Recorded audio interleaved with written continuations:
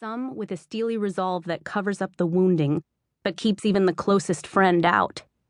Some with food or other sensory addictions.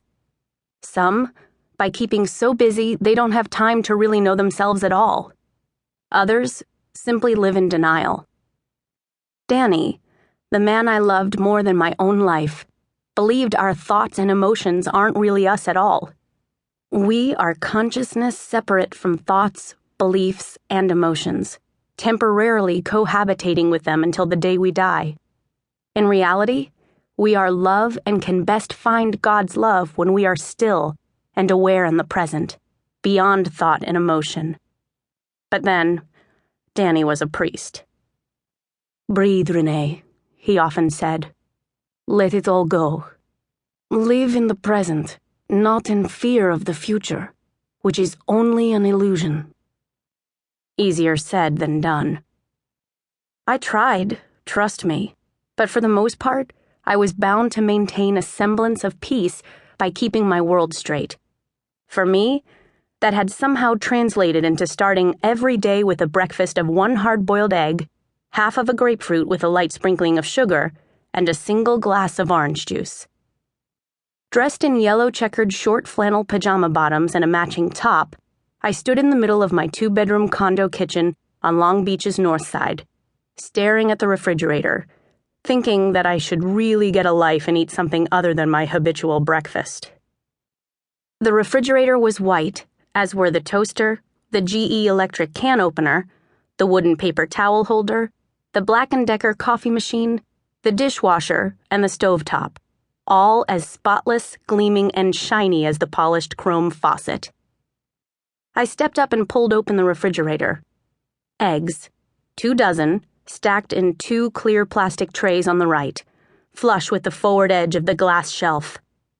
Orange juice, 1 half-empty clear plastic container beside the eggs. Grapefruits, 3 in a wooden bowl below. There was more in there. Zico coconut water, cheese, butter, tomatoes, the usual stuff any vegetarian might keep, each item neatly in its place.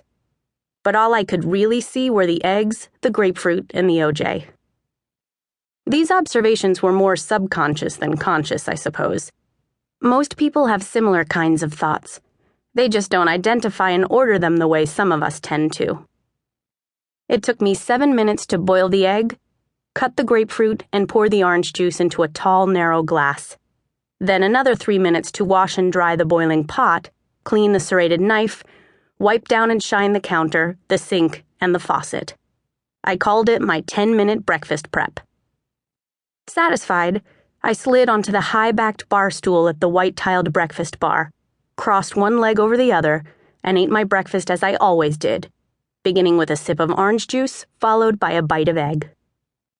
My therapist, Laura Ashburn, claimed that I had at least borderline obsessive-compulsive disorder, characterized by persisting thoughts and impulses that cause severe anxiety, despite the realization that those thoughts were irrational.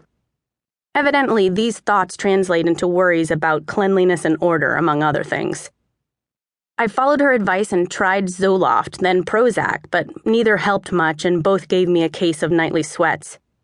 They say the average mattress is home to entire colonies of microscopic, squirming mites that, if not routinely eradicated, quickly multiply to half the weight of the mattress.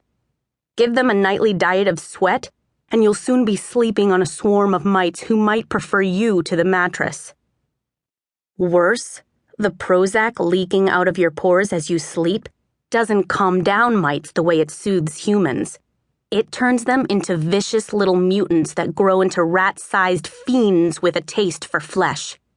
This theory, grown from my overactive imagination, wasn't based on any actual research, naturally, and I didn't really believe it, but it kept me seeking alternative solutions. Danny would say those fears weren't the real me, no more than the anxiety was.